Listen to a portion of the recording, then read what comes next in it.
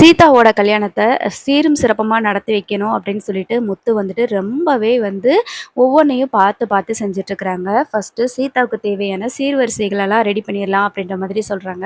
அதுக்கு அண்ணாமலை அப்பா இருந்துட்டு ஃபேமிலியா எல்லாருமே உட்காந்து பேசும்போது, அண்ணாமலை அப்பா என்ன சொல்றாங்க அப்படின்னா, "நம்ம ஷோரூம்ல இருந்தே சீதாவுக்கு தேவையான ஃபர்னிச்சர்ஸ் எல்லாமே வந்து நம்ம குடுத்துரலாம்" அப்படின்னு சொல்ல, உடனே ரோகிணி வந்து கோவப்பட்டு சொல்றாங்க, "இல்ல அங்கிள் அது எப்படி நம்ம தர முடியும்?" அப்படின்ற மாரி சொல்றாங்க. "ஏம்மா தர்றதுக்கு என்ன?" அப்படின்னு சொல்லி சொல்லும்போது, "இல்ல அங்கிள் நெறையா நான் எல்லா ப்ராடக்ட் வந்துட்டு புக் ஆயிருச்சு. அது மட்டும் இல்லாம நம்ம வந்து அமௌண்ட்லாம் குடுக்கணும் அப்படின்னா, அதுக்கு நம்ம வந்து பணம் கட்டணும்ல அங்கிள். அதனால இருக்கட்டும்." அப்படின்ற மாதிரி சொல்லுவாங்க. "எப்படி அங்கிள் திடீர்னு நம்ம குடுக்க முடியும்?" அப்படின்ற மாரி ரோகிணி வந்து சொல்ல, உடனே, "ஆமா, அடுத்தவங்க வீட்டு கல்யாணத்துக்கெல்லாம் நம்ம எதுக்கு வந்து சீர்வரிசைக்கு நம்மளோட ஃபர்னிச்சர் இல்லாத எதுக்கு குடுத்துட்ருக்கணும்?" அப்படின்ற மாதிரி அவங்களும் சொல்றாங்க. விஜயாவும், "இதெல்லாம் நியாயமே இல்லங்க. நம்ம ஷோரூம்ல இருக்கிற திங்ஸ் எல்லாம் எதுக்கு அவங்களுக்கு குடுத்துட்ருக்கணும்? சீர்வரிசை வேணும்னா அவங்க செய்றாங்க. இல்லன்னா தனக்கு தகுதிக்கு தகுந்த மாதிரி ஏதோ பூ விக்கிறவனையோ, பூ கட்டுறவனையோ பார்த்து கல்யாணம் பண்ணியிருக்கணும். எதுக்கு இப்படி கவர்மெண்ட் மாப்பிள்ளையா பார்த்து கல்யாணம் பண்ணி வைக்கிறாங்க? அப்படி கவர்மெண்ட் மாப்பிள்ளையா பார்த்து கல்யாணம் பண்ணி வைக்க போய் தானே, கல்யாணத்துக்கு ரெடி பண்ண போய் தானே இந்த மாதிரிலாம் சீர்க செய்ய வேண்டியது இருக்குது." அப்படின்ற மாரி சொல்ல, அதுக்கு அண்ணாமலையார் இருந்துட்டு, "வாய மூடுறியா? எனக்கு ஒரு பொண்ணு இருந்தா நான் என்ன செய்வேனோ அதான் நான் செஞ்சுட்ருக்கேன்." அப்படின்ற மாரி சொல்றாங்க. மீனா கோவப்பட்டு, "வேண்டாம் மாமா, என்னால என்ன செய்ய முடியுமோ அத நான் செஞ்சுக்கிறேன்." அப்படின்ற மாரி சொல்றாங்க. அதுக்கு அண்ணாமலை அப்பா இருந்துட்டு, "ஒரு அப்பாவா நான் என்ன செய்யணுமோ அத நான் செய்யணும்ல மீனா.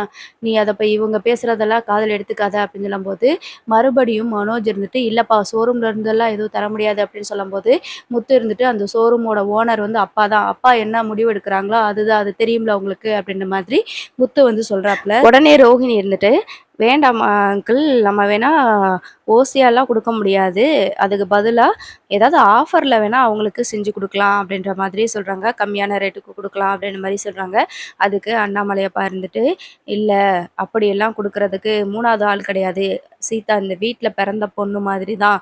அதனால நம்ம ஷோரூம்ல இருந்து என்னென்ன சீர்வரிசைக்கு நம்ம குடுக்குறோமோ அதெல்லாம் குடுத்து தான் ஆகணும்." அப்படின்ற மாதிரி சொல்லிட்டுருக்காங்க அண்ணாமலை அப்பா. உடனே விஜயா இருந்துட்டு, "ஆமா, இப்படி கண்டவங்களுக்காக எல்லாத்தையும் தூக்கி குடுங்க." அப்படின்னு சொல்லிட்டு ஒரு பஞ்சாயத்து ஓடிட்டுருக்கு. அந்த டைம் பார்த்துட்டு, சீர்வரிசைக்கு வந்து இதெல்லாம் இவங்க பேசுறதெல்லாம் காதுலயே ஏத்துக்காத மீனா. சீர்வரிசைக்கு ரெடி ஆயிருச்சு. இனி ஒரு 7 பவுன் மட்டும் நகை சேர்க்கணும் அவ்வளோதானே அப்படின்ற மாதிரி சொல்றாங்க. அதுக்கு முத்து இருந்துட்டு, "எங்ககிட்ட கொஞ்சம் காசு இருக்குப்பா. என் ஃப்ரெண்ட்ஸ் கிட்டயே கேட்டுருக்கேன். கல்யாண செலவு எல்லாமே நான் பார்த்துக்குருவேன்." அப்படின்ற மாரி சொல்றாங்க. மீனா இருந்துட்டு, "என்கிட்டயும் கொஞ்சம் காசு இருக்கு மாமா. கொஞ்சம் நம்ம நகை எடுத்துறலாம். அது மட்டும் இல்லாம பூ டெக்கரேஷன் பண்றது எல்லாமே நான் பார்த்துக்கிறேன். எனக்கு கம்மியான ரேட்டுக்கு குடுப்பாங்க. முன்ன பின்ன காசு நான் பார்த்து கூட குடுத்துக்கிருவேன்." அப்படின்ற மாதிரி அவங்களும் சொல்றாங்க. ஸோ இந்த மாரி தான் பேசிட்டு இருக்கும்போது ஸ்ருதி சொல்றாங்க, "சீதாவுக்கு ஏதாவது கிஃப்ட் பண்ணணும்ல. நான் வந்துட்டு அவங்களுக்கு செயின் எடுத்து குடுக்குறேன்." அப்படின்ற மாதிரி 3 பவுன் 3 சவரன் செயின் வந்துட்டு நான் எடுத்து குடுத்துர்றேன் அப்படின்ற மாரி சொல்லிர்றாங்க. ஸோ இப்படிலாம் பேசிட்டு இருக்கும்போது ரோஹிணிக்கு வந்து கோவம் வருது. ஸ்ருதி கிட்ட போயிட்டு இத பத்தி பேசுறாங்க. இது வந்து ப்ரமோல பார்த்துருப்போம். அதுக்கப்புறம் வந்துட்டு கல்யாணம் வந்து ரொம்ப சீரும் சிறப்புமா வந்துட்டு ரெடி பண்ணிட்டாங்க. அப்போ இந்த முத்து கூட வந்துட்டு ஒரு கான்ஸ்டபிள் வந்து எப்பவுமே பேசிட்டு இருப்பார் இல்லையா? அவர் வந்துட்டு, "என்ன முத்து, அவ அருண் சாரும் நீங்களும் எதிரி மாரி இருந்தீங்க. எலியும் பூனையுமா இருந்தீங்க. இப்ப சகலையாக போறீங்க. ரொம்ப நல்ல மனசு உங்களுக்கு." அப்படின்ற மாதிரி அவர் சொல்றாரு. ஏற்கனவே வந்துட்டு அருணுக்கு கல்யாணம் ஆயிருச்சு. அவங்க ஏற்கனவே ரிஜிஸ்டர் மேரேஜ் பண்ணிக்கிட்டாங்க. அதாவது நீங்க சம்மதம் சொல்லலன்னு சொல்லிட்டு அவங்க கல்யாணம் பண்ணிக்கிட்டாங்க. ஆனா நீங்க கல்யாணத்த முன்னிறுத்தி நடத்துறீங்க பார்த்தீங்களா, உங்களுக்கு பெரிய மனசு அப்படின்னு சொல்லும்போது, முத்து கேட்குறாங்க, "என்ன சார் சொல்றீங்க? அவங்களுக்கு ஏற்கனவே கல்யாணம் ஆயிருச்சா?" அப்படின்னு சொல்றாங்க. "ஏன் முத்து, உங்களுக்கு தெரியாதா? இதெல்லாம் சொல்லலையா?" அப்படின்னு சொல்லி கேட்கும்போது, "இல்ல சார், சொல்லுங்க." அப்படின்னா, "ஆமா, ரிஜிஸ்டர் மேரேஜ் பண்ணிக்கிட்டாங்க.